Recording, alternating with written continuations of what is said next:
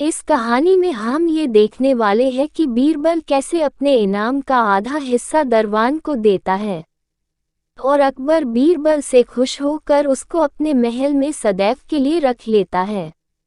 अकबर के दरबार में दूर दूर से कई सारे विद्वान और कलाकार आते थे। वे लोग अपनी कला से अकबर को खुश करते थे और बदले में अकबर से मुंह मांगा इनाम लेते थे।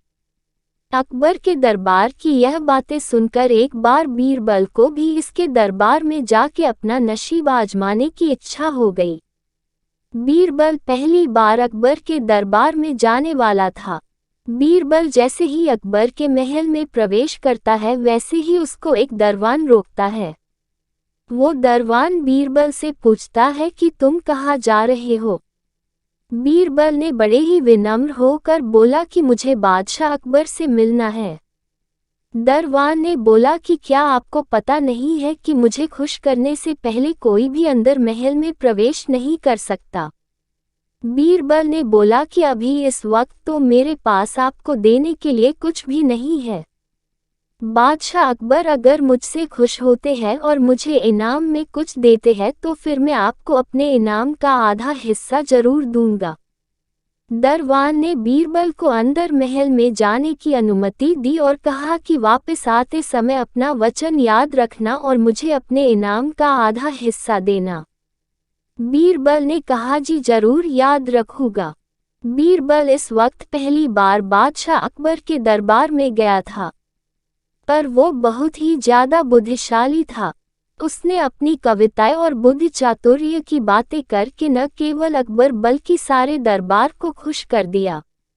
अकबर बादशाह ने खुश होकर बीरबल को इनाम में जो चाहिए वो मांगो ऐसा कहा।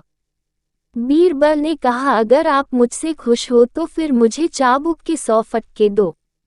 बीरबल की ऐसी अजीब बात सुनकर अकबर ने कहा ये तुम क्या बोल रहे हो, तुम मुझसे इनाम में और कुछ मांगो। बीरबल ने कहा जी मुझे इनाम में यही चाहिए।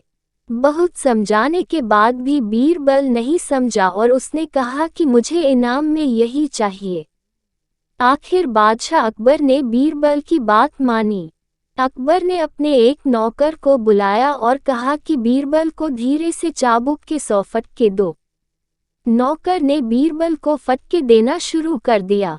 जैसे ही 50 फटके पूरे हुए बीरबल ने नौकर को कहा कि अब तुम रुक जाओ, मेरा एक भागीदार बाहर खड़ा है, मेरे इनाम का आधा हिस्सा मैंने उसको देने का वचन दिया है।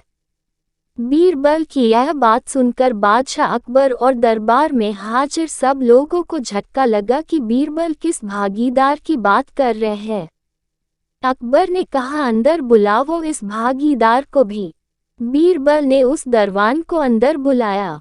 जैसे ही वो दरवान अंदर आया कि बीरबल ने अकबर से कहा कि इस दरवान को मैंने वचन दिया था कि मैं अपने इनाम का आधा हिस्सा उसे जरूर दूंगा। बीरबल ने कहा इसलिए मुझे अपना वचन याद रखना चाहिए और मैं अपने इनाम का आधा हिस्सा उसे देने के लिए तैयार हूँ।